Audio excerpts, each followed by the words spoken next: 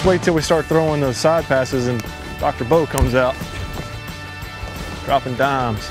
Grew up in Raymond, Mississippi, which is just a little south of Jackson. I always played baseball. That was the one sport that I probably played as soon as I could pick up a bat and a ball. I remember hitting in my yard with my dad, and our Labrador Retriever would go retrieve the ball. I played that, I don't know, T-ball all the way through. When I sat down in Coach Bianco's office, he was talking about what he was going to do with the program. You just knew that he was going somewhere, and you could either come with him or you could go somewhere else. And I like that the most. I mean, his energy level, his intensity of what he was going to do with this program was off the charts. And for somebody like me, that kind of hit home with me. I was pretty competitive, and to see the way he talked about how it was going to happen, I mean, that fired me up, and I wanted to play for him. My favorite memory as a player is when I was a freshman. I was pitching against South Carolina, and I had gotten a 2-inning save on Friday night. And Coach Bianco said, "Hey, can you start today?" It was Sunday. And I said, "Yes, sir, I can start." But, my arm's hanging. I threw a couple innings, and I can give you a good 3 innings, but I'll do my best those 3 innings. And after the 8th inning, I remember walking up to him and being like, "Coach, you got somebody that can close this game out?" And he pats me on the shoulder, smiles, and said, "You are the closer. Go finish it." Through a complete game shutout. Just happened to be the best game that I've ever pitched in my life. I got no doubt you're going to make great plays, but it's the fundamental plays that are going to win us games. In. The whole throwing me the ball is to get your prep steps going, to get some rhythm going. All right, don't just be standing still.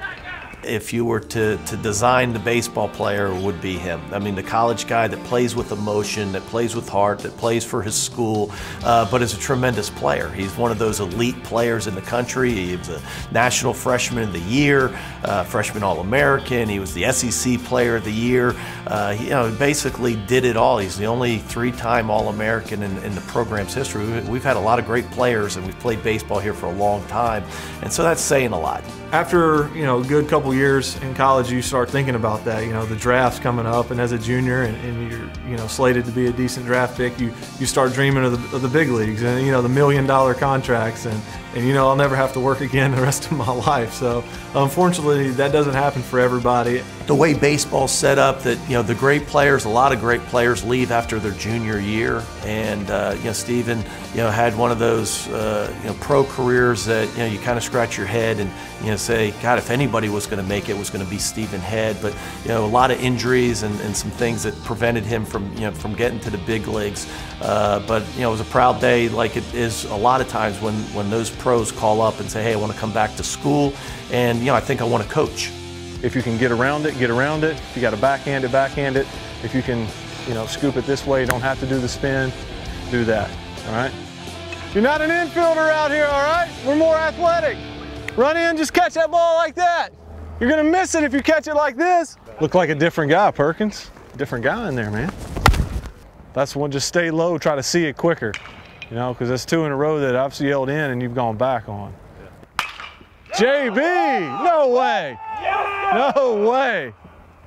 The funny thing about Coach Head is he was what I knew about Ole Miss prior to coming here. He played for Team USA with my younger brother when they were in college after their freshman year, and so my brother struck up a good friendship with Coach Head, and so that's what I knew about Ole Miss baseball. And obviously it doesn't take very long to walk around our facility to see how good a player he was. Our game is based on confidence, and the guys that really succeed at the highest level, have that inside of them. It's almost unshakable, and certainly Coach Head lacks for none of that. I think he can relate to the players. I think the players, they joke around and call him 3-time, but I think that's through a tremendous respect. They realize that he wore the same uniform that they wore. He dressed in the same locker room that they dress in.